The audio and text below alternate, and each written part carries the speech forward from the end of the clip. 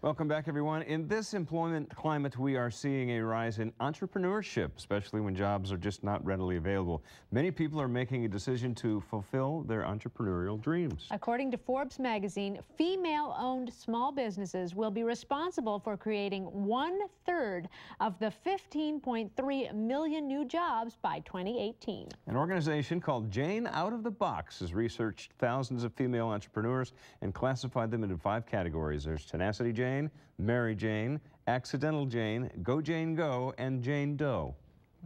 Here to tell us more about the increasing success of women entrepreneurs is Michele DeKinder-Smith. Good to have you here, Michele. Great to be here. Thank you. How did you explain who all these different Janes are? Well, we've researched now over 3,500 women business owners, and along the way we found some really interesting patterns.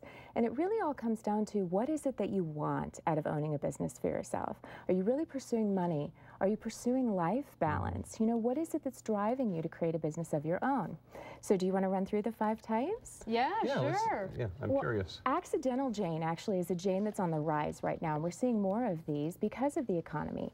Accidental Jane is someone who didn't really intend to start a business, but something's changed in her life. So maybe she was laid off, and she decided, well, now's the perfect time to start a business of my own. Does she usually stay in the field she may have gotten laid off from, or does she start something completely different? Sometimes it's different, but most of the time she stays in her professional field. She's usually very good at what she does, and so her whole strategy is to have a great balance of enough time and enough work. Basically, she's trying to create her own ideal job. Okay, how about Tenacity Jane? Tenacity Jane is actually the largest segment of women business owners. About 1/3 of women are here, and this is the second group that's growing right now.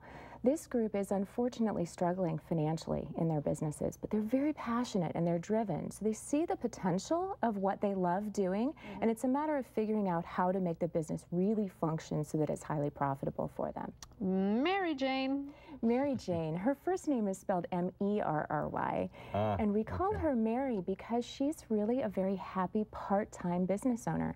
She has other priorities in her life, so she may be a full-time stay-at-home mom who runs a business while her kids are at school, for example. That's why she's Mary. Go Jane Go. Go Jane Go is the other end of the spectrum. This is the woman, you know the phrase, ask a busy person? Right. She's often working very long hours, highly successful financially, but her biggest challenge is trying to find some more balance in her life and build systems that give her more freedom of time. And then, of course, probably one that everybody would prefer to be is Jane Doe. Jane Doe, D-O-U-G-H, you got it right. She's looking for the cash. This is the one that really has a long-term vision, is trying to grow a very large business using a team and using systems in place to grow a very large company. So many of the entrepreneurs that you know, the Oprah Winfreys, the Martha Stewarts of the world, these are the Jane Doe types. Is there a particular type of business that these women are starting? You know, I think it really comes down to what drives you, what's your passion, right? And then how do you want to shape your business to fit within your life? So we see all different kinds of businesses across these 5 types. Are we talking manufacturing or more intellectual property? Wonderful question. Manufacturing tends to be more Jane Doe because there's big investment, right? And more Tenacity Jane because those businesses, because they require more money, often are more likely to struggle. Right. What led to the study in the first place? I mean, who decided to go ahead and conduct this? Well, it was all driven by me. I've been in research for 20 years, and I started my own first business 12 years ago. And along the way, I found myself at different stages, and my researcher curiosity began to run, and lo and behold, I started interviewing women business owners. Which Jane are you?